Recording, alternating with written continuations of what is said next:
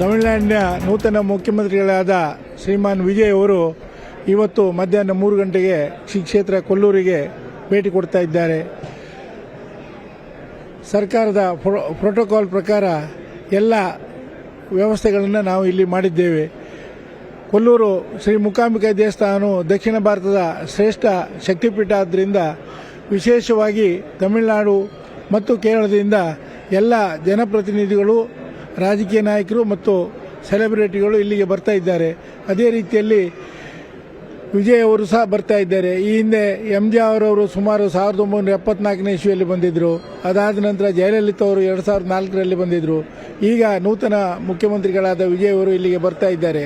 Police ಬಂದೋಬಸ್ತನ್ನು ಎಲ್ಲವನ್ನ police ಇಲಾಖೆಯವರು ಸೂಕ್ತ ರೀತಿಯಲ್ಲಿ ಬಂದೋಬಸ್ತುಗಳನ್ನು ಮಾಡಿ ದೇವಸ್ಥಾನದ ವಠಾರದಲ್ಲಿ ಎಲ್ಲ ರೀತಿಯ ವ್ಯವಸ್ಥೆಗಳನ್ನು ಅವರ ಮುಖಾಂತರ ನಾವು ಮಾಡಿದ್ದೇವೆ ಅನ್ನೋದನ್ನು ಈ ಸಂದರ್ಭದಲ್ಲಿ ಹೇಳಲಿಕ್ಕೆ ಬಯಸ್ತೇನೆ. ದರ್ಶನದ ಸಮಯ ಪ್ರತಿದಿನ ನಮ್ಮದು 1:30ವರೆಗೆ ದರ್ಶನ ಇರ್ತದೆ. ಬೆಳಿಗ್ಗೆ 4:00ವರೆಗೆ ಪ್ರಾರಂಭ ಆಗಿ ಇವತ್ತು ಮಧ್ಯಾಹ್ನ 3 ಗಂಟೆಯಿಂದ ಪ್ರಾರಂಭ ಆಗುವಂಥ ವ್ಯವಸ್ಥೆ ಇತ್ತು.